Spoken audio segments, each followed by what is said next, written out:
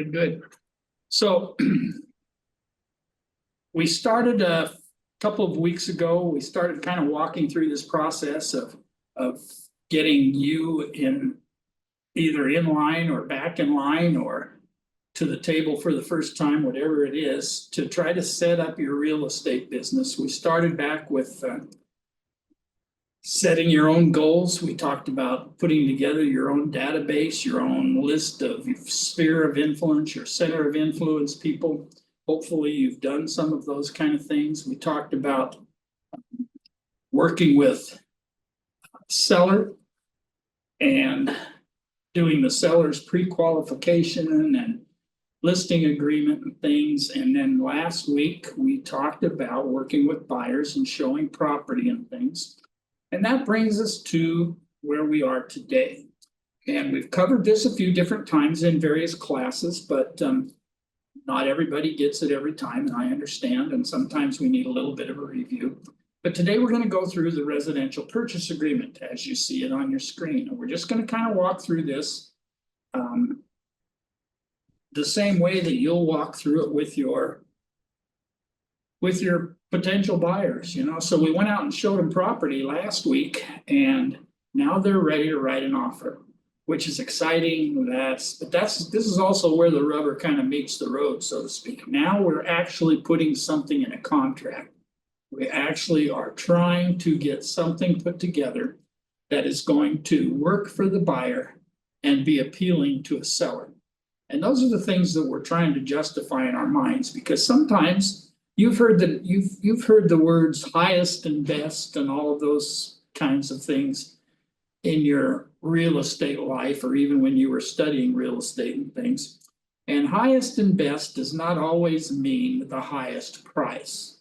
Highest and best means maybe your highest price that your buyer can afford, but it also means the best terms. And the best terms may be a quick escrow, it may be a longer escrow, it might be fewer inspections, it might be longer time for investigations, it might be different escrow companies or different title companies. Whatever you work through, that's where we come to the best, right? So we give our highest price and we give our best. And if we can put our best in writing to start out with, if we can put it in a way that it makes sense to the sellers, that it makes sense to the seller's agent, and sometimes you'll be that person, the seller's agent. But if it makes the most sense there, when you do your net sheet, that's going to be part of it, but timing and other things are involved. So we're going to walk through some of those things today, and I hope that it'll help you in the long run. So we're going to go there right now. And that is to the residential purchase agreement. All right, so this residential purchase agreement, of course, this is part of my training packets that I've used a couple times before. So some of you have maybe seen it before, if that's okay. It's still in effect today. You see that the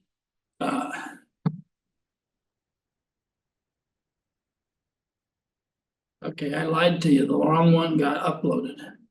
Hang on just a second.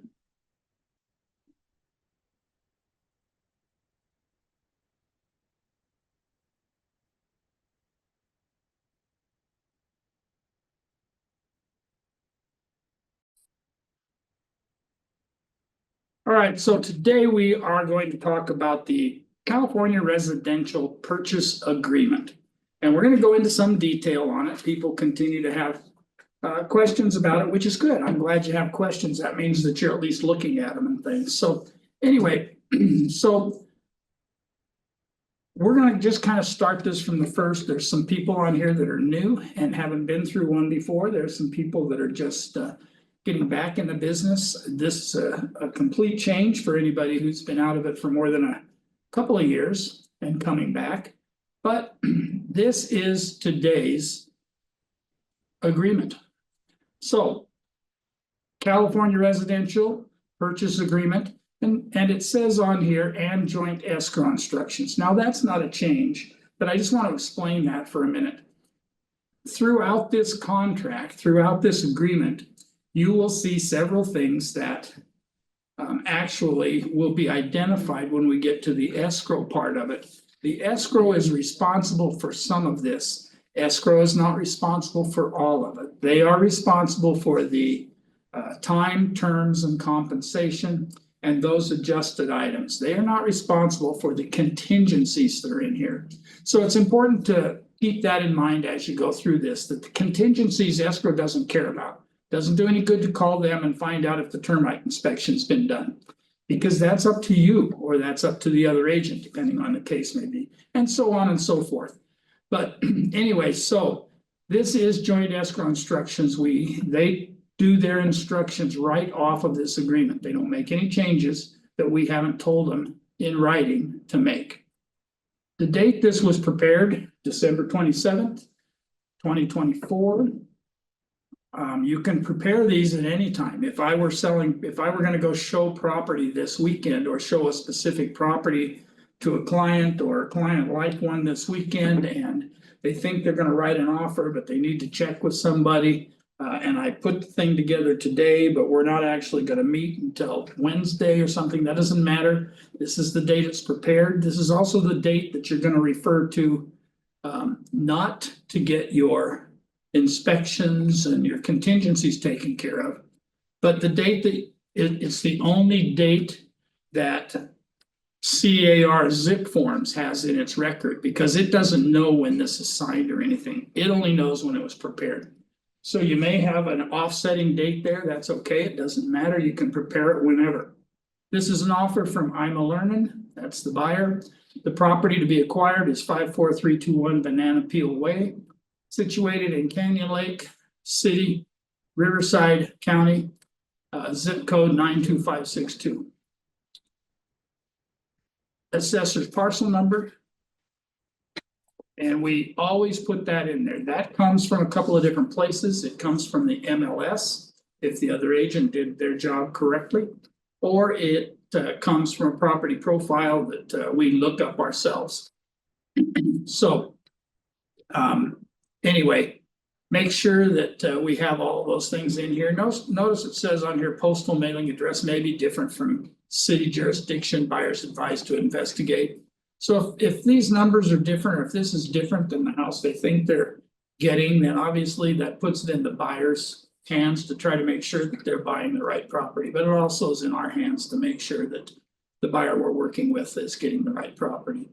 So now we get to the agency, and this is a result of about 4 different forms. You'll do agency a lot because the legal system thinks that representation and agency is an extremely important part of this. And if we don't do it correctly, there could be ramifications down the road. The ramifications might be that if we don't get these in right, somebody may not get paid that thought they were getting paid, and then it's up to us to have to go try to refigure it out. So the seller's brokerage is this, Century 21 Masters. There's the broker number.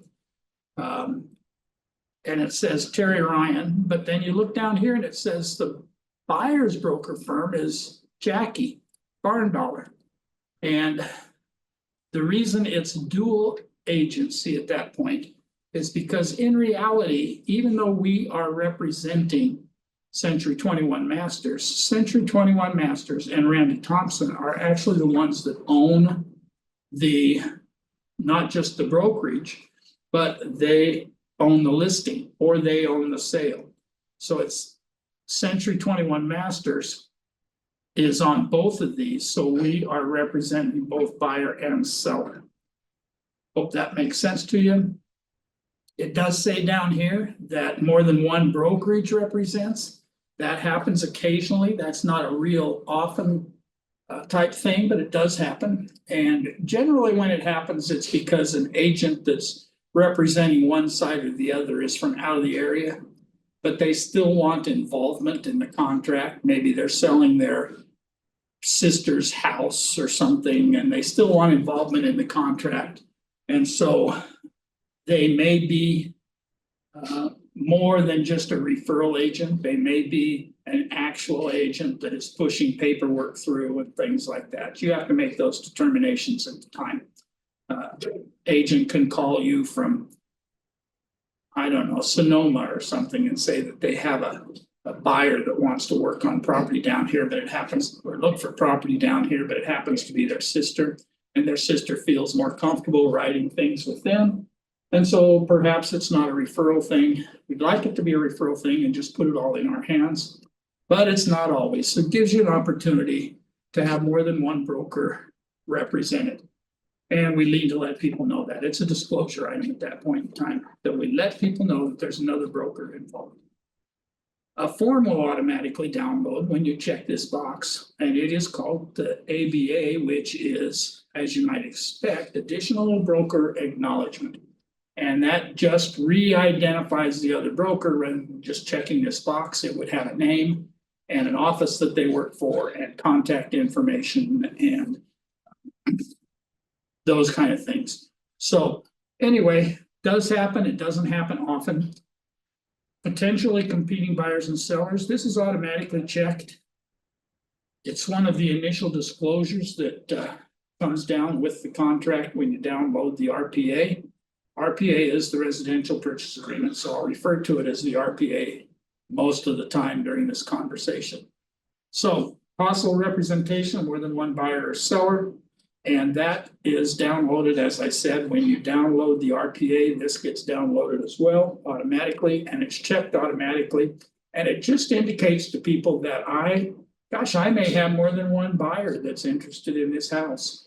So am I only going to show it to Fred when maybe Mary might want it to? Or am I going to show it to Fred and Mary on different occasions and things, and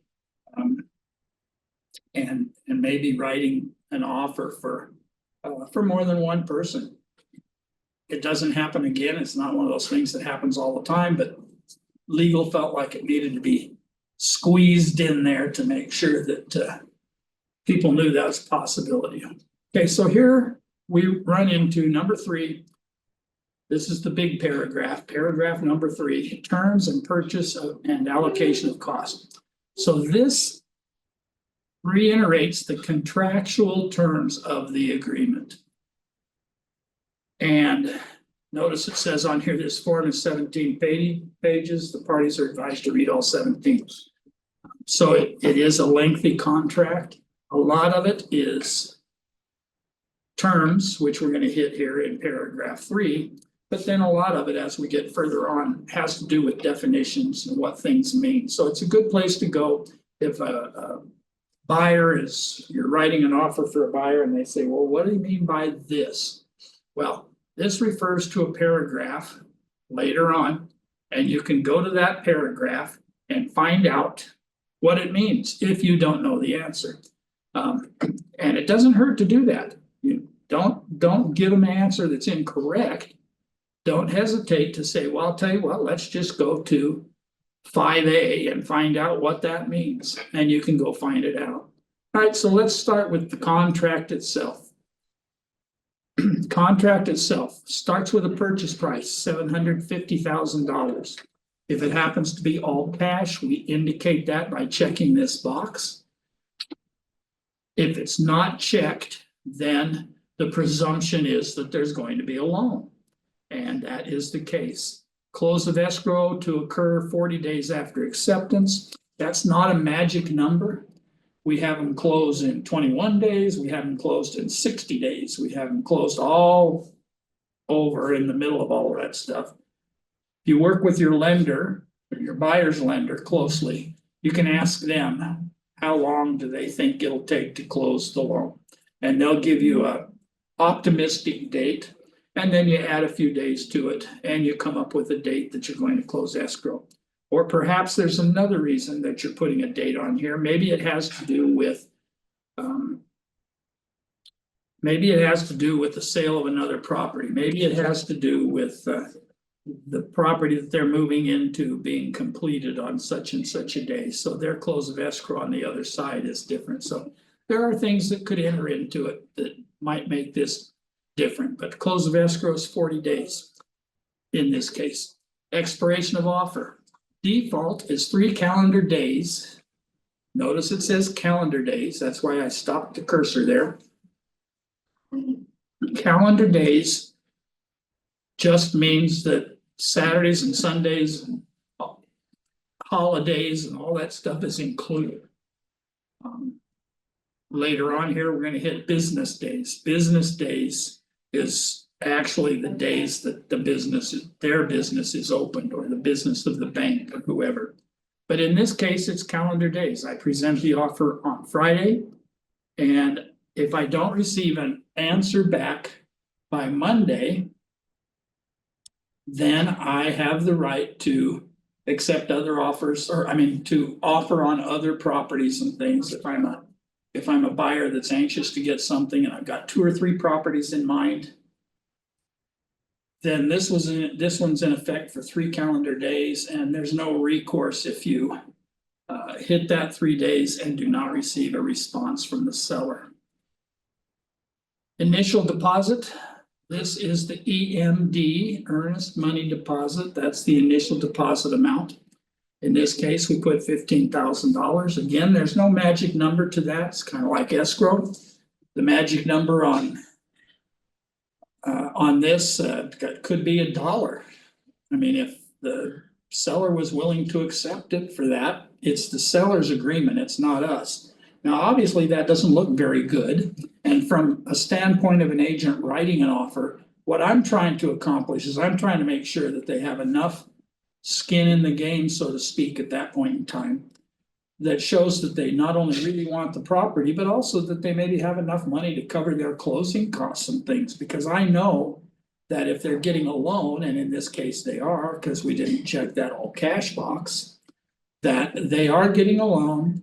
And I want to make sure that they have a sufficient amount to cover their escrow fees, their title fees, their loan fees, and things like that. So if they have enough in there to accomplish those things, and that number generally runs, and this is not an absolute in all cases, and of course can be impacted by the seller paying some of the costs and things, but it's almost always going to cost a buyer 2 to 2.5% in escrow fees and title fees and all the things that they have to pay for. And I just want to make sure that we have in here that 1% or 2% is usually a pretty good number. 3% is even a better number. Just know that there's none of those things that are fixed.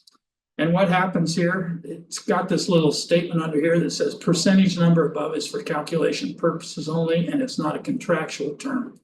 So their deposit is, in this case, $15,000. If they decided to put $20,000 down, then this would be 2.5% or something. So it's not 2% of the purchase price that we're putting down as earnest money. It's this dollar amount. And that's why it says that the percentage number is for calculation purposes only, not contractual. The deposit is to be into escrow within 3, and notice here, this is what I was telling you just a minute ago, not calendar days in this case, because escrow isn't necessarily open every day. Or if we are taking care of it with a wire transfer, because that's what it says, within 3 business days after acceptance by wire transfer, then I know that banks aren't going to be open on weekends. So that 3 business days incorporates that into it. So it's 3 days that bank that they're getting the wire from would be in business, or 3 days that escrow would be open. And they're not open on Saturdays and Sundays, generally speaking. So that's referring to business days, open days. Increased deposit, and we're not going to go there right now. There's another addendum that we'll go to later on, but there's an increased deposit addendum. And generally an increased deposit is only done if there's work being done on the house, and you'll put more money in once you know that the work is completed, or maybe it's you go to a new home builder and their deposit will change based on extras that you have put in and things. So it doesn't really impact us much at this point in time. The loan amount in this case is $675,000, which is 90%. That tells me when I'm talking with my seller or when I'm talking with buyer that they're putting 10% down on this. Now, 10% down means that in this case, it's gonna be $75,000 down. And that lets me know, if I'm representing a seller, that it is a 10% down loan, whatever that loan happens to be, whether it's an FHA, whether it's conventional, whether it's something special, we're doing a 10% down loan. And we're capping this at 7%. So I don't want to pay more than 7% interest. My lender tells me that I can get 6.5. And so if we can put it all together at 6.5, then I'm ready to go ahead with it. But if it goes above 7, then I'm out of the ball game, because now my payment won't work, and I can't come up with extra money and things like that. So it's a protector for the buyer. Same thing with this, buyer pay up to a certain amount of points to obtain the rate above. Now, most lenders, pretty much all lenders, have situations in place where you can pay maybe a half a point down for half of an interest rate, or maybe you pay a point up front, which is 1% of the loan. That's a point, so it's 1% of the loan, but then that decreases my interest rate from 7 to 6.25 or something, whatever it happens to be. Lenders will have those things in place. Okay, this is defaulting a conventional loan in this case, or if I know it's FHA or VA, or if there's some seller financing involved, or if there's other things going on, and the lender tells me about that, I can check that box. And then it changes the requirements a little bit. It changes the requirements on the appraisal. It changes the requirements on additional forms that we need to have if it goes to seller financing. If FHA or VA is checked, then you, as a seller, need to deliver a list of required repairs and of lender required repairs, so by 17 days. So that means that the appraiser goes out to the house and says, well, you know what, the paint's peeling above the front door. It looks like there's some roof shingles missing or whatever. We'll appraise it at this amount if those things are fixed, if those things are repaired. So that what the appraisal brings up becomes a lender required repair. And we need to know those within the first 17 days from either side. If we're representing a buyer, we need to be on the appraiser to find out what's going on. And if we're on the seller side, I need to be on the buyer's agent to know what's going on. Additional financing amount. Okay, if somebody is getting, maybe the way they're getting to this 10% down is that they are taking out a second. Maybe they're doing some CalHFA financing. Maybe they're doing some kind of alternative financing as a second. Generally, they wouldn't do that for 10%, but they might if it were a 20% loan, because that would save them the mortgage insurance. So there are things in there that could happen. This information will come to you from the lender. And you have every right, since you're representing their client, you're a sub-agent to them. So you have every right to call the lender and ask them information like this. Hopefully they will put it in their pre-approval letter. They'll say that we need the seller to pay this amount, or we are taking out a second loan. It's a down payment assistance loan through the county of Riverside that's available right now. And those kind of things, whatever it happens to be, they know what kind of a loan they're putting together for the buyer, and they will tell you that. All right, occupancy type. Primary is the default. That means that you're going to buy the house and you're going to live there. If it's a secondary property, then you need to check that box. It is going to affect interest rates, as is investment property. When you're checking one of those things, it'll affect interest rates. It'll also affect down payment coming in. So we have to let the seller know by checking these boxes what's going to happen with the property. So it's either primary, which means that I'm going to occupy it myself when I buy it, or secondary means I'm buying a home in Big Bear, and so that I gonna get secondary financing. And or I'm an investor, I'm planning on buying it and flipping it, or I'm planning on buying it and renting it out, or whatever it happens to be. But those things change these things up here. These items, secondary or investment, will change interest rates and down payments. All right. When you get to here, then it says based on this deal that we put together, balance of the down payment is $60,000. Why is that? Well, the reason that is because right here we have $15,000 earnest money. So 15,000 earnest money plus 60,000 equals the 10% that I need for my 10% down. Those numbers do not include. Notice it's balance of down payment. Those numbers do not include the numbers we're going to go to here in just a minute, which has to do with allocation of costs. So this is the financial part of the contract. This is the price we're paying. This is when it's going to close. This is how much earnest money we're putting down. We're getting a loan for this amount. And all of these things will balance out. You don't have to redo this. If it doesn't balance out, then you've done something wrong. But if it all balances out, it's going to come out to the same price. This will match this. All right. Page 1. There's only 17 to go. Actually, I didn't say that to scare you or anything. That's just because, like I said, a lot of them are descriptions and things that we actually won't go into. But we want to make sure you can at least fill out a contract. All right, so very top, G1, seller credit to buyer. In this case, when the lender talked to us, he said that we can do this kind of a program, the kind of program that's on that front page, if we can get the seller to credit buyer some of their closing costs. Now what we're referring to is we're referring to the closing costs that for the buyer to get the loan. They're going to have origination fees. They're going to have, well, I can't even go through all the fees because they vary on loans, but there's a lot of fees that go in there.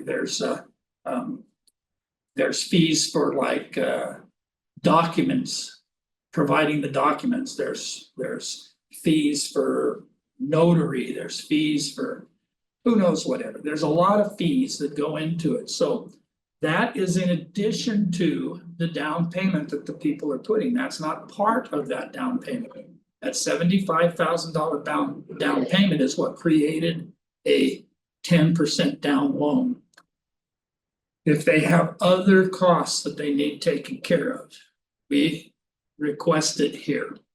So the seller has the right to either accept it or they can counter it if they want to.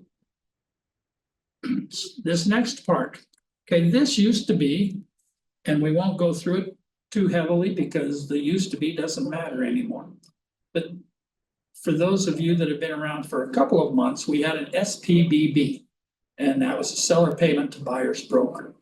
So we all know that we start this process with a buyer representation broker compensation agreement, and that agreement is an agreement between you and your buyer as to what you will work for to get them the property.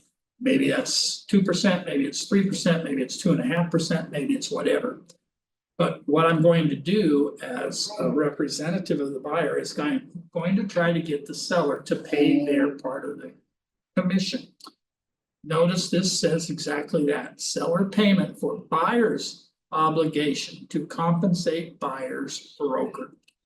So I've got the BRBC, the buyer representation broker compensation agreement. And we've asked for the buyer to pay 2.5%. And I'm just using these numbers. All of these numbers that I throw in here, these are all negotiable. Every number in that first page is negotiable. From the purchase price on down, everything is negotiable, including the amount that seller is willing to pay the buyer's broker. So 2.5% in this case is what we put down, and there's a place here to check a box and put an amount if we want to. Like maybe it's a dollar amount instead, maybe we agreed to work for the buyer for $15,000, and then we could put that number in here. And then here it says buyer affirmatively represents that at the time this offer is made, buyer has a written agreement. What is that agreement? That's the BRBC with buyer's broker that is valid, covers this property, and provides compensation for no less than the amount stated above. So they have they being the buyer and the buyer's agent have an agreement. That'll be you in this case, right? You have an agreement that says that they're gonna pay you 2.5% to find them a house and help them close escrow on it. And then we're going to turn around as their broker and ask the seller to pay for that amount here in this little box. Since it's on the contract itself, it can be countered offer, so it can be countered out. So whatever's going on this agreement can be countered out, including that. All right.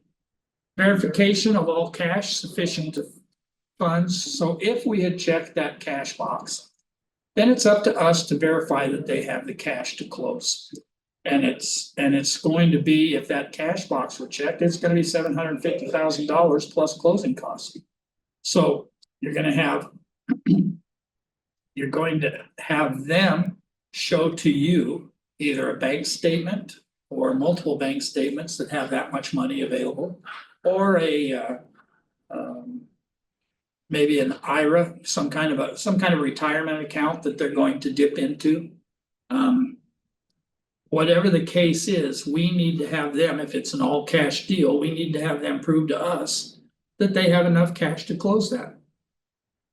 If it's a loan, then the lender is going to be verifying down payment and closing costs and things, hopefully within the first 2 or 3 days.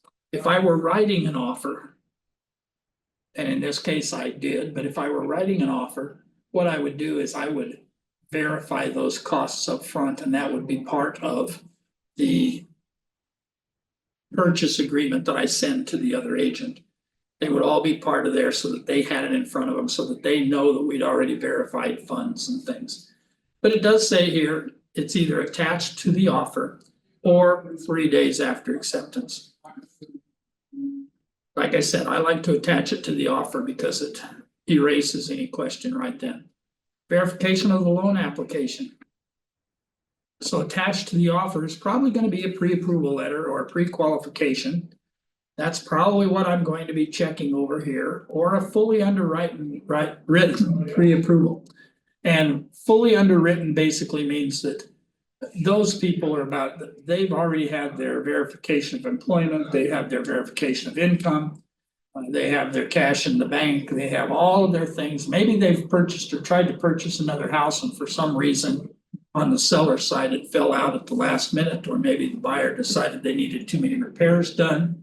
And so it fell apart at the last minute, but they've already got everything in place. And so it certainly is possible to have a fully underwritten pre-approval for a buyer. However, it doesn't assign itself to a property until they have a property in mind and you've got an accepted offer. Verification of condition. And this is in here kind of in a strange place, but that's okay. And that is that 5 days prior to close of escrow, you have, as a buyer, the right to do a final check of the property to make sure that any repairs that were supposed to be done have been completed, to make sure that any of the that the property is in substantially the same condition it was when you purchased it, and nothing has changed, or if it has, it's been improved upon. And so it's a final verification of condition. This is not a chance to do a new wish list or anything. You did we're going to get to it here in a minute. That's why I think it's kind of out of place here, but doesn't matter. It's a place. But down here in a little bit, we're going to have time for investigations and inspections of properties and things. And it seems more likely that it would be somewhere after that. But But that's okay, it works either way. An assignment request, and this has to do with assigning the property that you're buying. You bought a property, you got an accepted offer. But things change, things come up, maybe it was part of the original plan, but you're going to assign it to somebody else. You're gonna assign this accepted contract to somebody else. Happens a lot within, I mean, if it happens at all, it happens with investors who are buying properties with the intention of flipping them perhaps. And so what they're doing is they're already trying to sell it to people before they actually have the property in hand. Now, they can't sell it until they have it in hand. But they have 17 days once the offer is accepted to get their own buyer in place and can just assign it straight over with a single escrow as opposed to going back into escrow second time. Doesn't happen often, but it does happen occasionally. So some of these things that are in here, all the times the attorneys are trying to look out for us. CAR attorneys are reviewing what's going on in the law. They're reviewing what changes are made to different forms. And they put these in as a result of some of those things that have happened or are happening more frequently or whatever. So some things in here you're not even going to use, but you may. And so it's there in case. Loans. So here's some, so now we're going into contingencies, right? Contingencies mean that these things have to happen prior to being able to close escrow. That's the idea of a contingency. So here, loan contingency is the first thing on there. If it were a cash deal, we could check that there's no loan contingency over here. And then then obviously we're done.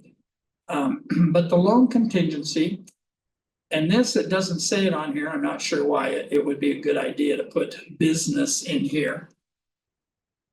Business days, because it is 17 business days.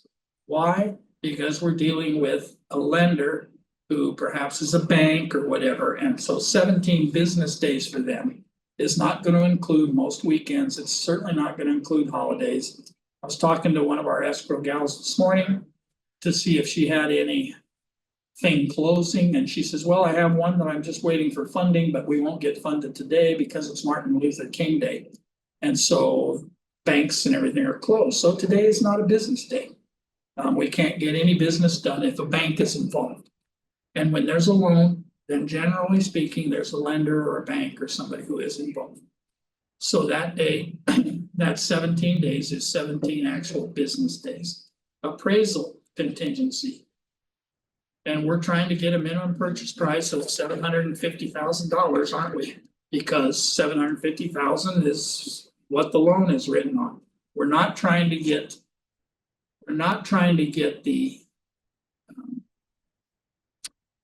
the balance that's actually being up here, you know, after the 60,000. So it's 675. The number they are trying to achieve is 750. Even though 675 is the price of the loan. The reason is because this loan is written based on the fact that there's going to be 10% down and that the bank is only going to have 90% of the value in there. So this number here is not 675, it's 750. It's based on a minimum of purchase price. Okay, and so that's the number that's here. The only time this would change is if, well, not the only time. There are times that could be in there, but perhaps somebody's overbidding on a property. Maybe that's not happening so much right now, but it did happen certainly a couple of years ago where people were coming in 20, 30, 50, $100,000 over list price just to be able to get a property. And those days come and go, but they're not here right now. So you probably won't hit this very often. If you have a cash deal, obviously you don't need an appraisal. However, that being said, you can have one done. It's just that the buyer is going to have to pay for it themselves, which they would do anyway. They would pay it through the lender. But the buyer would have to, but maybe they're paying cash for something. Maybe they're paying this $750 in cash. But they want to make sure that it appraises for at least that much, or they don't want the property. If it only appraises for $620, They don't want to pay $750 for a property. So if there's some value discrepancy there, then perhaps they want to leave the appraisal contingency in place for those 17 days to make sure they, the buyer, has an opportunity to get somebody out there to appraise it. Okay, here's what I was referring to a minute ago, investigation of property. Once the property is accepted, once the deal is accepted, so that's the accepted date, remember, not the date prepared, it's the date it was accepted. So the final signatures were put in place on whatever day that was. That's when all of these periods start. So from the time the buyer and the seller have both signed this agreement and any subsequent counteroffers, then that's the final date that everything kicks into gear. So they have 17 days from that date to have investigations done on the property. The buyer is responsible for those investigations. They can hire a home inspector professionally. They may ask here in a minute, we'll cover something different, but they might ask for termite work to be done or termite inspection to be done. They might ask for a roof inspection, whatever. However, in most cases, unless the seller has agreed to provide it, they will be responsible to do those and pay for those themselves. Access to the property. This is the buyer's right to access the property for informational purposes, not as a contingency. So if they didn't have anything written in there about window coverings, for instance, they still have the right to go in within 17 days to take a look at the property and say, okay, can I measure these windows? Because we're going to need to we're going to put plantation shutters up. Yes, you can do that. Okay, I need to figure out whether my entertainment system is going to fit in this insert that's in the family room or something. They have the right to make some of that discovery happen. That's part of their investigation of the property. And it doesn't necessarily create a cancellation right, depending on what it is, but they do have the right to go in there. But notice it's during that same time. These run concurrently. This isn't 17 days for investigation and then 17 more days for informational access. These run, all of these 17s that are here, they all run concurrently. Within 17 days, we need to be able to remove all of the contingencies that have a 17-day mark on it. Because by then, they've had plenty of time. That's almost 3 weeks in some cases when we're dealing with business days instead of calendar. So that's almost 3 weeks to put things in place to close on a 40-day escrow, for instance. Insurance, same thing. For years and years and years, insurability would come up at the very last minute. And now it's been put into the contract as having 17 days also. So part of the buyer's investigation is to having a home inspector go in and see what works. But it's also for them to contact their insurance company and find out what insurance is going to cover. Or whether the company even covers this house or this area or whatever. Anyway, they have 17 days to put that in place. So since you're working with the buyer, you're writing the offer here in this case. So since you're working with the buyer, it's up to you immediately to get them on track to talk with insurance companies and things and find out what's going to cost them. You know, they may be so tight on getting the loan that an insurance company that's going to charge them $400 a month might kick them over the top. May not, but it might. And insurance is going to be, you know, probably the lender is going to take a look at it to see whether or not it makes sense. And they have to protect themselves anyway, because they want to make sure that if you're getting a loan through them, that you have insurance that covers things. So if the house burnt down and you just quit making payments because the house burnt down, that they have an equitable solution to being able to either replace the house or at least get cash out from the insurance company or something, so. That's important things. Okay, review of seller documents, still the same 17 days. Now, there's in the listing agreement, there's in the listing agreement, it tells the seller that they have 7 days to get you the information to review. It also re-specifies that in our documents and compliance part of the RPA. So we'll tag on that again, but you have 17 days to get the information from the seller. That information, review of seller documents, it has to do with the transfer disclosure statement, the seller property questionnaire, the natural hazard disclosure from the natural hazard company. It has to do with HOA information, all of the information that the seller has document-wise to that they are responsible for. That needs to be to you within 7 days. And that's what we're asking for. But then you have 17 days, not after that. That's all concurrent. Okay, so the 7 is running hand in hand with the 17. You have to review the documents. And it does say on here, it gives you a little out, it says, or 5 days after delivery. So if the seller does not get you the information within the 5 days, obviously there's a little bit of a contract breach and you could use that as to cancel if you wanted to or something. Most people don't do that. But you do start pushing the other agent for that information, and you do have 5 days afterwards. So if they happen to not deliver that to you until day 14, then you would have until 19 to review it. Make sense? Preliminary title report. Preliminary title report is ordered by the escrow company when this is all signed and you open escrow. And it has on here 17 days. These are all review times, remember. This is a review time for you. You have 17 days to figure out whether or not this property works for you.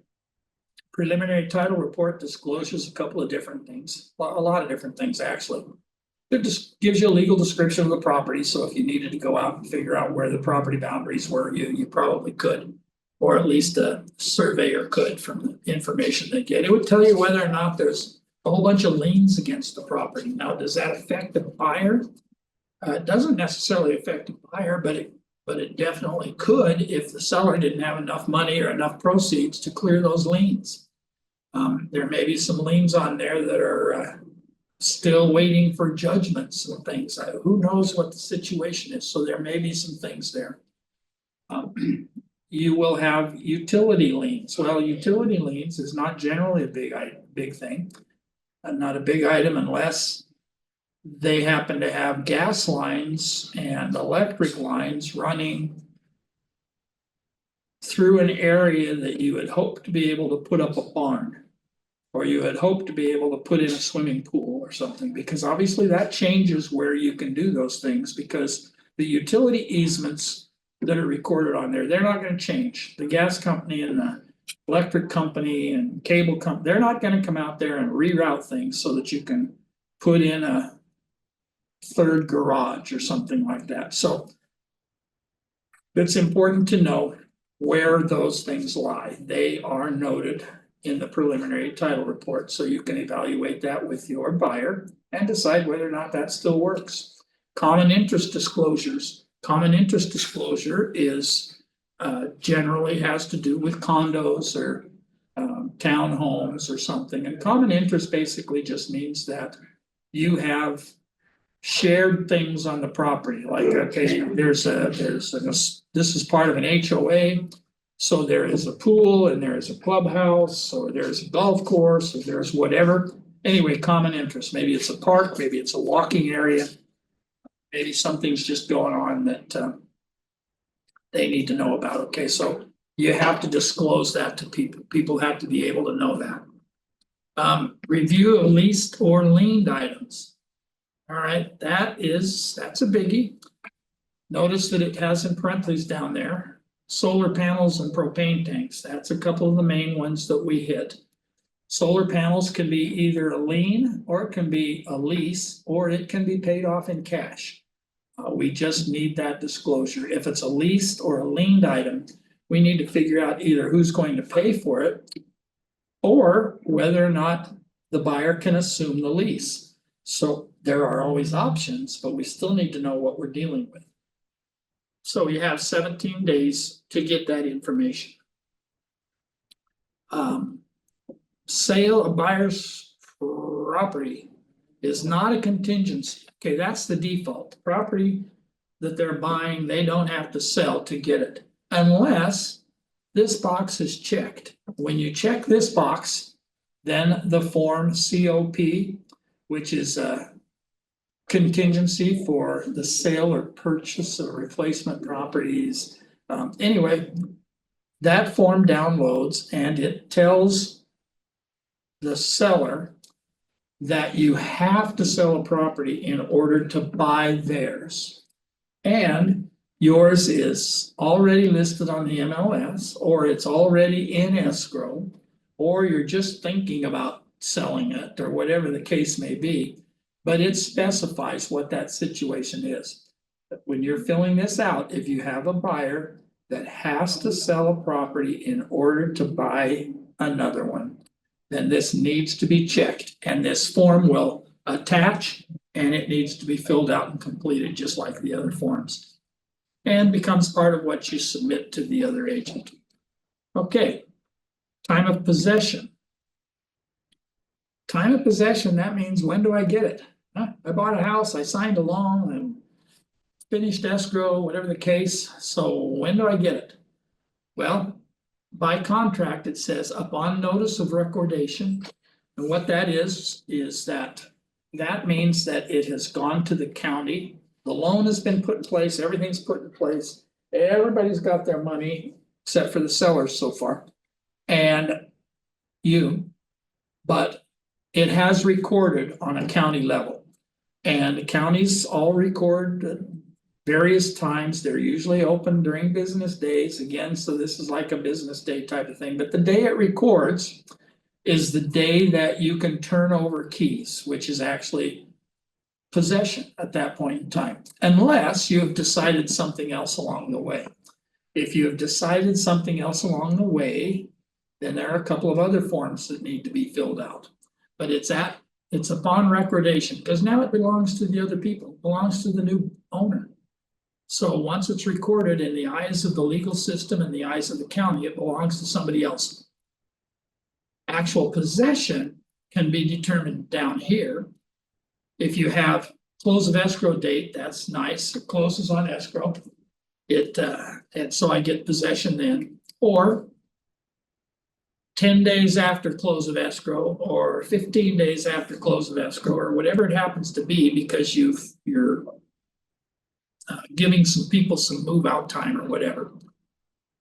But if you do 29 days or fewer, then if this box is checked, then SIP, seller in possession, is attached. And that is if 29 days or fewer. Okay, now that's a legal thing. So if you're going to be there 30 days or more, now it becomes an RLAS, which is that's a listing. Okay, so that's a residential listing, or residential lease addendum. And that 30 days constitutes a landlord-tenant relationship. And so anything more than 30 days has to have a residential lease in place. So if you check that box, it's going to download the RLAS for you. All right. Lastly, as far as possession goes, is tenant occupied property addendum, TOPA, we call it. And the TOPA will say that the tenants, you're going to buy the property, but the tenants are going to remain in place. I'm buying the property as an investment or whatever. And so the tenants are going to remain in place. And so I need the TOPA, which says how long maybe their current lease is in effect. It has some information how much rent they're paying or how much lease they're paying and when that lease expires, and it goes through some different information like that. But it's required if there's going to be a tenant staying in the property. And it also says who's responsible for what. The tenant is responsible for the same things that they have been. Maybe the tenant has been responsible for the electricity and the gas, but maybe the landlord maintained the water because they wanted to make sure that their sprinklers went off and their lawns got watered every day because they wanted to maintain the outside appeal of the property. So different things happen, but you can acknowledge those things in the TOPA and tell people what's going on. So both the buyer and the seller know what's going on. Okay, this is what I was referring to a few minutes ago when I talked about the seller delivery of documents. It also says this in their listing agreement. So they have 7 days after acceptance to get you all of their paperwork, all of their disclosure items, things like that. Now what's all their disclosure items? Well, anything that you think might add value or detract from the value of a property. There are some by law ones that we have to do, like the transfer disclosure statement, the natural hazard disclosure, and some of those. But there are some other disclosures that we will have, like we will have the seller's property questionnaire. We'll have the fair housing disclosure. We'll have the California consumer privacy disclosure. We'll have different things like that. So there will be a handful of papers that you get that you have to sit down with your buyer and go over. I sit down with them as soon as I can. It may help us decide whether or not we're gonna, it may help the buyer decide whether or not they want to do a professional home inspection. Because if they looked at the house and they have some contractual skills, construction skills, abilities way beyond mine, that they can fix things, they may look at something and say, well, that's okay, I'm not gonna pay $600 for a home inspection because most of this work I can do on my own. And they can make that decision. That's not a mandatory as part of this. But it's a possibility. So escrow provisions and instructions, those should have been with us a while ago. You know, on here it says 5 days. That's generally pretty close to when you'll get documents and things like that from escrow. They need to be filled out right away. Get them back in as soon as you can, no matter what the case is, but 5 days after delivery. And so that'll probably be by day 10 because they'll have them to you within 4 or 5 days, depending on when a weekend falls, and then you'll have 4 or 5 days to get them back to them. Time to pay fees for ordering HOA documents. Okay, the seller should order those right away. It says, it's gonna say here in the allocation of costs here in just a minute that they're gonna pay for those things anyway. They may as well get them taken care of right away. And move forward. Don't make it be something that waits till the last minute. Smoke detectors and water heaters and bracing and CO2 and things. It says install. This is the buyer asking the seller to install these things and take care of these things within 7 days after acceptance. Now, why the push?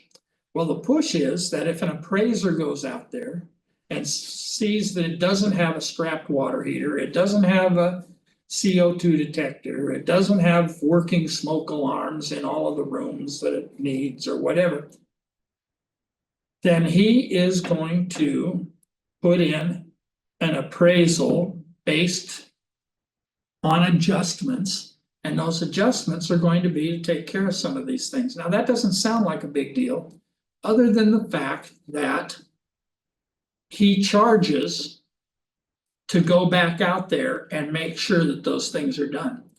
He doesn't take somebody's word for it. You can't just take a picture of a smoke detector on a wall and send it to the appraiser and have her think, oh yeah, okay, so it's done. Because who knows what wall that was, unless you really have some distinguishing marks or something, but they don't have that. And guess what happens when they have to go out for a reinspection? There is an additional charge. And in the contract here in just a few minutes, it basically says that the seller is responsible. It doesn't basically say it, it absolutely says it. Seller is responsible for reinspection fees. So if you let the seller know that they're responsible for those reinspection fees, then it kind of incentivizes them to make sure those things are taken care of, doesn't it? All right, so evidence of representative capacity. That is actually, okay, that is actually taken care of in the contract now. I'm sure they put this in there just in case, but it actually is taken care of in the contract. We're gonna get to that in just a second. So I'm not gonna cover it anymore now, but basically what it is shows that this buyer is actually representing their mother through a power of attorney. They're representing a trust as a trustee. They're representing a corporation who's out to buy this property as part of their corporation, or part of their LLC, whatever the case may be. And so they're representing somebody else, but we'll cover that in just a minute. Okay, let's talk about excluded and included items. So these things are all included. They're expected to be included if you have them. But obviously, if you don't have them, you don't have to include them. But it goes through here, and you got stoves, you got refrigerators, you got video doorbells. What are we including, or what are we asking the seller to include? Now, what usually happens is that stoves and ovens, if they're built in, they're going to be included. Sometimes people have freestanding ranges and ovens. They have cut out that part of the cabinet. Maybe they have, maybe it's sitting, I've seen dishwashers that are sitting down on the end in a galley kitchen that didn't have enough room to cut it into cabinets and things. So there can be things like that that are included or not. Microwaves sitting on a counter is not included, but one that was built in is. Video doorbells, those kind of things. Smart home devices. And we have all kinds of smart home stuff now. We have these little bubbles in the ceiling everywhere that little eyeballs that track you and stuff. So what's included and what's not included? What am I going to ask for as a buyer for the seller to include? I would love to have that children's fort that's in the playground. Now that's not permanently attached. It's probably just sitting there. But if you'd love to have it, or a rock climbing wall or something like that, you can ask for it, they can counter it, but you can ask for it. Excluded items, please take that children's fort out of the backyard. So I want to make sure that that's excluded. I don't want to have to deal with it after the fact. I don't want the to have the pain and agony of removing a fort or removing a gazebo or removing something. So you can ask for items to be excluded. I have my own refrigerator. They may have said in their listing agreement and in their MLS advertising that they're including the refrigerator and washer and dryer. And I have all brand new refrigerator, washer and dryer that fit in there fine. So I don't want any of those. So I can exclude those when I write them in. All right, now we get to who pays for what. So we have a natural hazard zone disclosure. And that is also required in the listing agreement for the seller to provide that. So that's an obvious seller checkbox here. We're asking the seller to pay for it.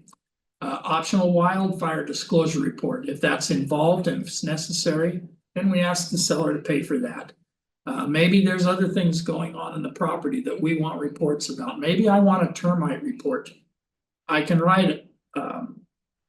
Wood pest,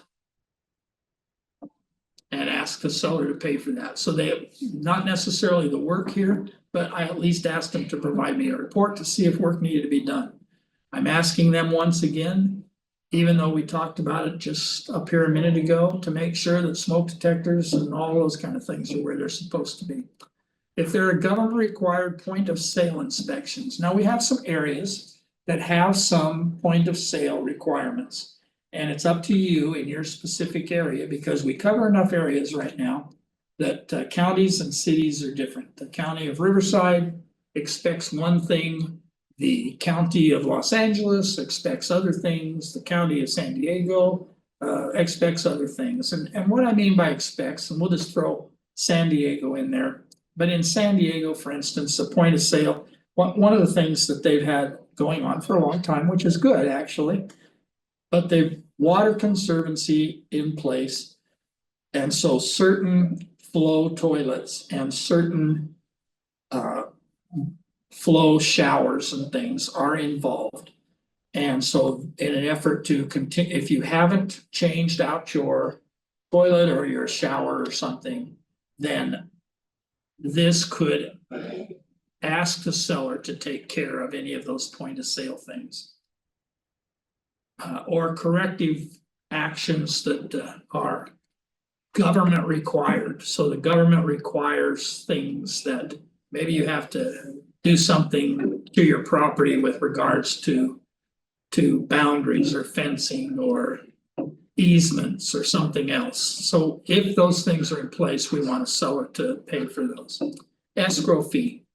Escrow fee, generally you're safe with checking each to pay own fees.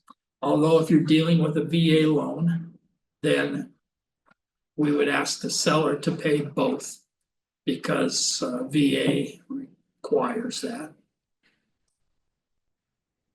All right. Hey, how about FHA? FHA does not require the seller to pay. Okay, thank you. You're welcome. Okay, title insurance policy. We asked the seller to provide a title insurance policy. I put on here all Cal title. I don't know who you're using in your area and things, but you can put the title company in here and you can ask for it specifically. Some people write in there seller's choice. And I'm not totally opposed to that, but I'm kind of opposed to that. And the reason I'm kind of opposed is because I want to control as much of the transaction as I can. So if I'm dealing with people that I know and that I work with on a regular basis, I know I have more control. Now I'm a control type guy, so I want that control. But sometimes you may be working with people that want that much control on the other side too. So it's not worth a fist fight over. The buyer and the seller probably don't know what's going on with it most of the time anyway. So it ends up being a fist fight between the buyer's agent and the seller's agent, and the buyer and seller really don't care. And who takes care of their title? Title all comes from the same place. It comes from the county that you're in. And so when those county records come in, it's there, whether you use All Cal Title or Fidelity Title or First American Title or Chicago Title or and on and on and on. There are a lot of title companies, but they all get their information from the same place. So it's more who you know you're getting represented by the best. It doesn't have to do with that. It has to do with personal representation and getting paperwork in and things like that. So not generally worth a fight, but generally worth asking for. Buyer, lender, life insurance, or title insurance, life insurance, title insurance policy. Now and the buyer pays for that themselves. That's one of the fees that they'll pay for in their loan. The lender does a buyer insurance review just to make sure that they're legal to buy property and to make sure that there's not anything holding them up from doing that and or holding them up from being able to get a loan other than finances and things. Just want to make sure that they're not selling houses to people that are going to be in prison for the next 50 years or things like that. So it's a title policy against that, those kind of things. Transfer taxes and fees, we generally ask the seller to pay for those. Same thing with city. I will say that generally, almost all the time actually, you won't have both of these unless the city has something real special going on. HOA fees, the seller pays for preparing disclosures. Okay, remember back a couple of pages, it said that the seller will get those going within 3 days or so. They're going to pay for them anyway. It's here. They're required to pay for them. Buyer is required to take care of HOA certification. Most HOAs have a little application, so to speak, that you have to fill out if you're a new buyer moving into that place or trying to move into that place. And they want to know that you can afford the HOA fees, and they want to know that you're a good guy or good gal and all those kind of things. So they have a little fee that they charge, and they have you come in and they meet with you and things like that. That's very common. The buyer's responsible to take care of themselves. The HOA transfer fees. Those fees are if the HOA, and sometimes these fees are really healthy. Not sure exactly why, but it can be several $100s to transfer somebody's name on a piece of paper. Not sure where that money goes or why it goes, but I've seen those as high as $1,100 or $1,200, and I've seen them in the $400 and $500 range. It probably takes somebody an hour to do it, so I'm thinking more minimum wage is the fair fee, but that's not what's there, so. We ask the seller to pay for that. It can be countered out. Private transfer fees, we don't have very many of those going on right now, but those have more to do with something that was attached to a property when it was first sold, the very first time it was sold. And it was a fee that was put in place to try to take care of some of the costs that were involved in putting that neighborhood together or that home site together or something like that. And the fees were established to start out with, and generally the seller pays those. The seller signed up for it in the first place, and whoever sells it has to pay that fee, no matter how many times it's sold. So this seller pays for it the first time. The next time it's going to be the buyer's responsibility if they sell. So it just moves on and on. All right. If there are other fees or costs, then this is where you would put those in. And of course, they're left blank and anybody can pay for them. So we don't know what those fees are going to be depending on the different areas. But there is a possibility that they'll have some. So here, home warranty plan chosen by the buyer. Notice it says chosen by the buyer. As an agent, we do not get involved other than to provide the buyer. Okay, so I'm writing this offer and I'll give my buyer 2 or 3 home protection pamphlets or phone numbers or website addresses or something so that they can check and see what it is that they want to do. We have some recommendations, of course, but the recommendations vary from office to office or area to area because for instance, in Riverside County, almost end to end, Old Republic Home Protection is a real solid provider of exactly that, home protection, the home warranty. So a lot of people will use that over and over because they know that they're here in the area. There may be areas that American Home Shield covered, and I'm not going to go through the list, but there's 3 or 4 or 5 that are in a particular area. And it's a good idea to know what area that is. I put in here CRESS. I don't know if you know what the CRESS plan is. The CRESS plan costs a few more bucks to start out with, not much, but cost a few more bucks to start out with. But what it does is it gives you 13 months instead of 12. And so it adds a month of protection. The other thing it does is that it adds protection if you should end up in court as a result of things that fall apart in the house and things that the home protection plan won't take care of. Or if we go to court for some reason or another, it will cover up to $5,000 of a deductible, which may make a difference on your side. If you end up in court, you probably would have a deductible of some kind on even your E&O insurance and things. So it would cover up to $5,000 in that case. And it doesn't cost that much more. And then I always put on here with air conditioning. Now, I don't care what plan you get through most of these companies. If you get and they have names, Platinum and Platinum Plus and Over the Moon and Back. I don't know what all of their I don't know what all their plans are named. But they all have different names. They don't want to use the same one because that would be too easy for agents to understand.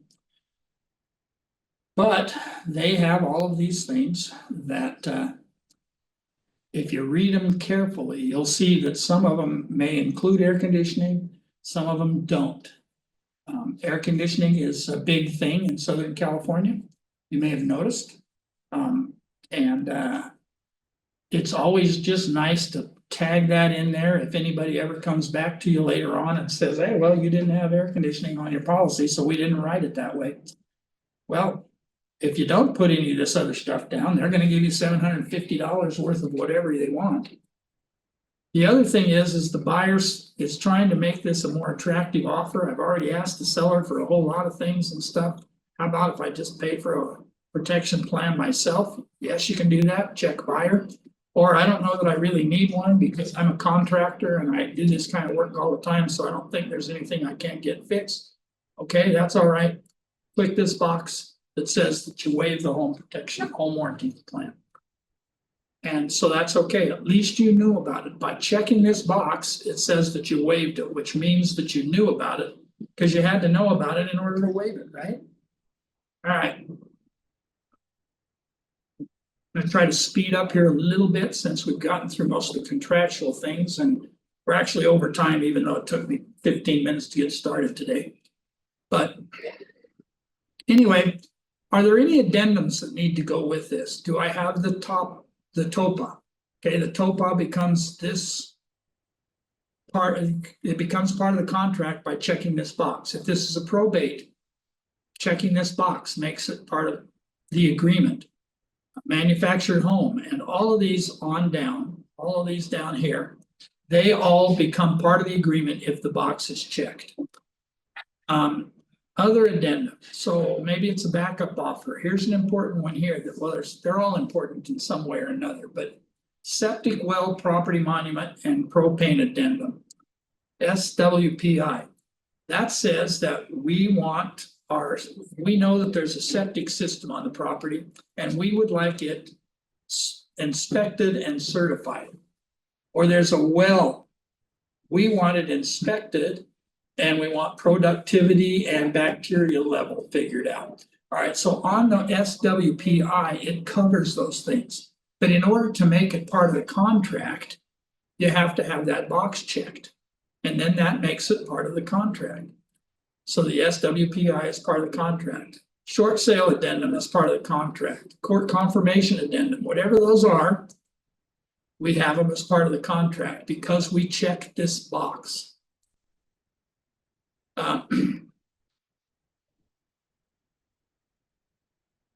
Okay, let's hit this real quick. Buyer and seller advisories. All advisories below are provided for reference purposes only, and they are not part of the agreement.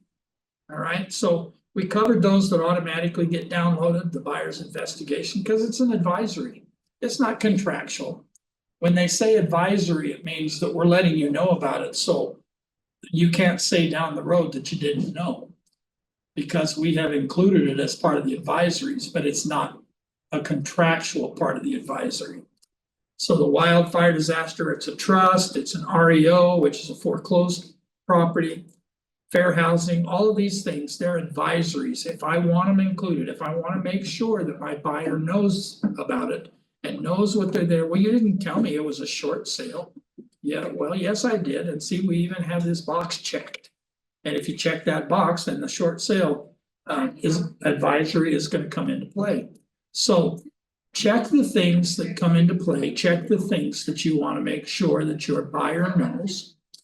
And then we hit the spot. Now we're not in contract anymore. I mean, this is still part of the contract, obviously, but now we're going through a lot of the descriptions that I've just given you as we've gone through the agreement.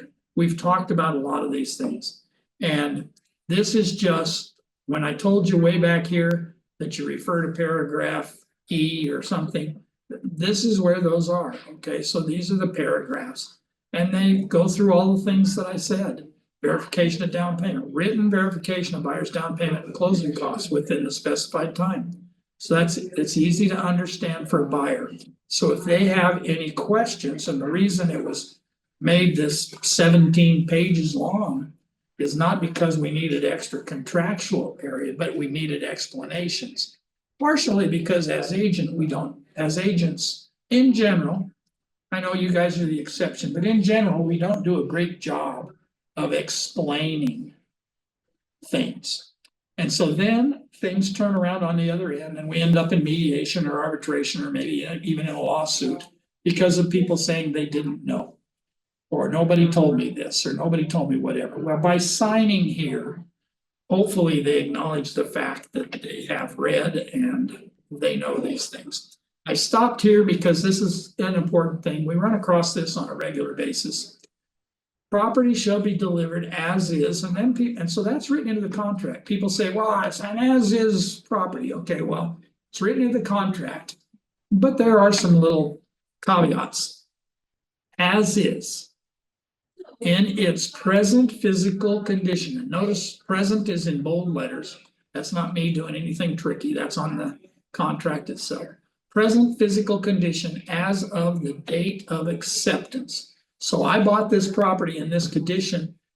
This didn't happen then. This has happened since then.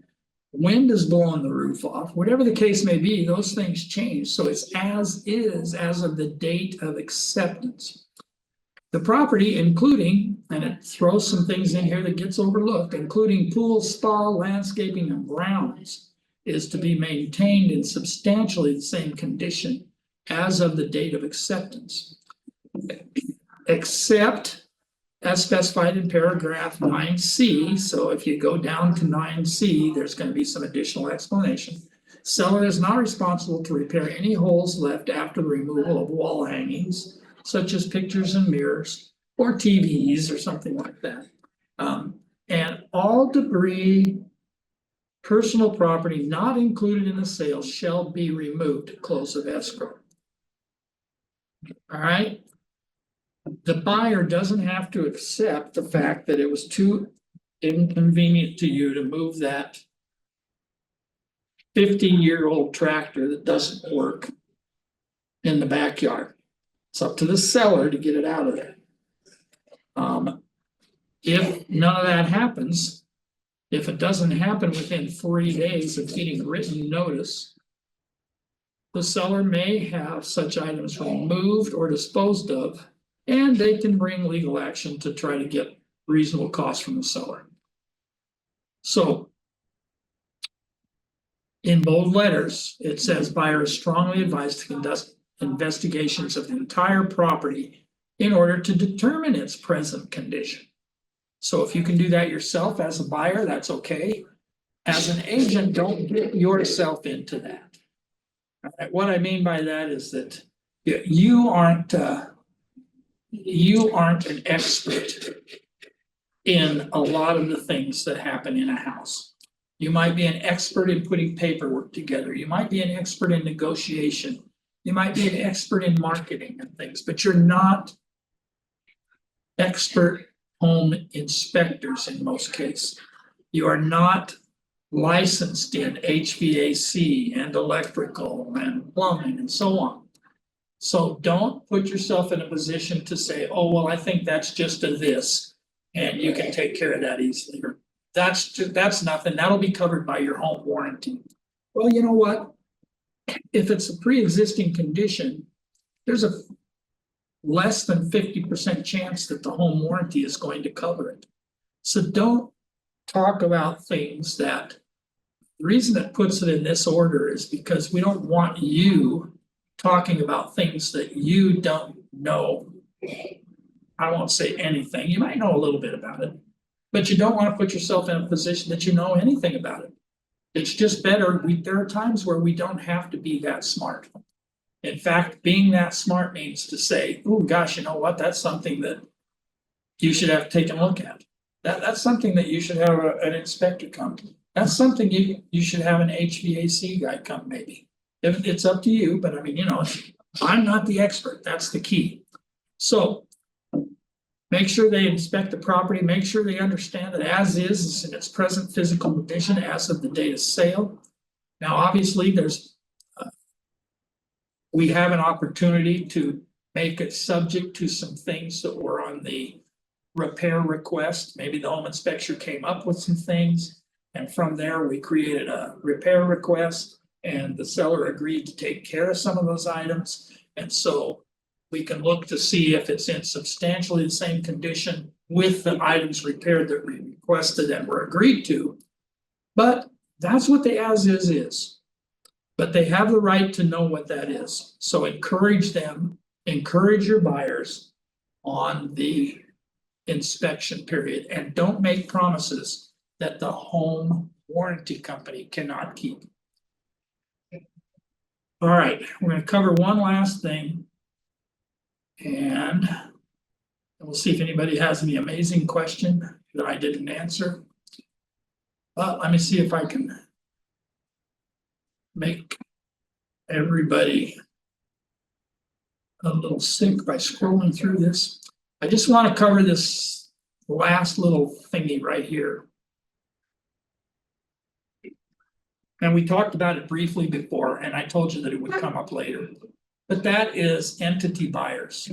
And if this paragraph is completed, representative capacity signature disclosure, that's the RCSD, is not required for the legally authorized signers designated below. So if you fill this out, and by filling this out, you check entity buyer, and then you check down here what it is. The entity buyer may be the mom and pop family trust. So you could put the name of the trust in there, the complete name of the trust. If it's in probate, then it can be the mom probate, and it will have a case number. If it's part of an LLC or something, then you could put in there the name of the LLC. Maybe it's a corporation that you're representing. So the full entity name is Google. And I'm representing Google in a transaction. That probably wouldn't happen right away, but I just thought I'd tell you that those things are possible. I use Google as a weird name, but anyway, it's whoever you're representing, that's what goes in this line. And then down here, this is the name of the person. The legally authorized signer is so-and-so. And then that is the name that has to sign on every piece of paper if they were representing, if we know who's being represented. Now here's the signatures. I'm a learning. That's the name of, and they would sign above and put the date in it and things. And you could put in here what they are. Okay, so they are a successor trustee. They are a power of attorney.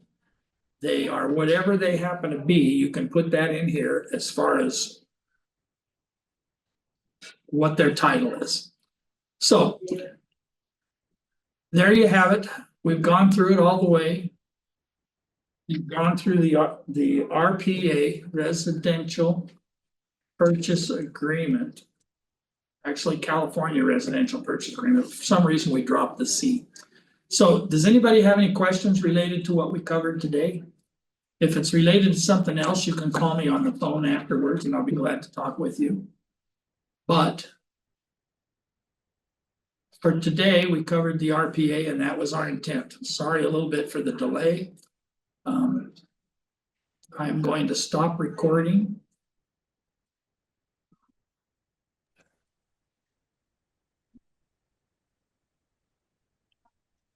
Terry, Yes, Maribel. are you able to comment really quickly on that offer not accepted box, or is that in a later class? We can do that. Let me get to it. All right, so some people, and it's not happening too much now, but it was put in there because when we had multiple offers on every property, and we still do occasionally, but when we had multiple offers on every property, there were agents that would not trust you, Maribel, to present the offer, right? Maribel only presented the one that she wanted and didn't even present any of the others. So this section right here is it's kind of a little, it's an indemnity. It says that I presented the offer, and sometimes, you know, we present them by phone, and so we have to get it signed later, or we have to get it signed after the fact or whatever. Or we can just send this over DocuSign, this one page, or we send over the whole thing DocuSign, but they didn't want to do anything with it. Then the seller here can initial that says that the offer is not accepted, and no counter offer is being made, and this offer was not accepted by the seller on such and such a date. So if that other agent on the other side thinks that you're being shady, or if you think somebody's being shady, and you want to make sure that your offer was presented, then this is where a seller initials that kind of verifies the fact that they saw the offer and it was not accepted. So it's a good point. Doesn't happen a whole lot, but it does happen. When I present an offer, I always get this signed. And it's been a really long time since I had anybody ask for it. But they could, and it's kind of one of those protection items. So it's a good thing to bring up. Thank you for that. And it's just a good idea to get it signed if you can. A lot of offers today, and this of course has changed over the years and things, but a lot of offers have changed to where now a lot of times we do it on the phone. The offer is presented on the phone and the seller says, no, I don't want to do that. And so there is some of that goes on, which makes that a little difficult. But if we can get it in front of them and if we can get an initial back and things, it's a good idea to have. It's also as a secondary backup kind of, as long as you brought that up, is that at the very last of the offer here, presentation of offer. So this is for you to initial, to say that you presented this offer to the seller on such and such a date. And I mean, what does that do? It really doesn't tell anybody a whole lot, because I can fill that out whenever I want to, type of thing. So it's not a substance for the most part, but at least you know that you presented the offer. So both of those are a good idea to initial and sign. It's kind of one of those just being thorough things. So I'm glad you brought that up. Anything else? Okay, just one last thing, and it doesn't have anything to do with the contract, but it has to do with other things, and that is that you probably know, if you haven't already heard, in fact, some of you may be attending, but the bulk of the management team will be gone starting tomorrow, and will be gone Tuesday, Wednesday, and Thursday to Mike Ferry retreat. And I just wanted to let you know that you can still call me or text me or email me.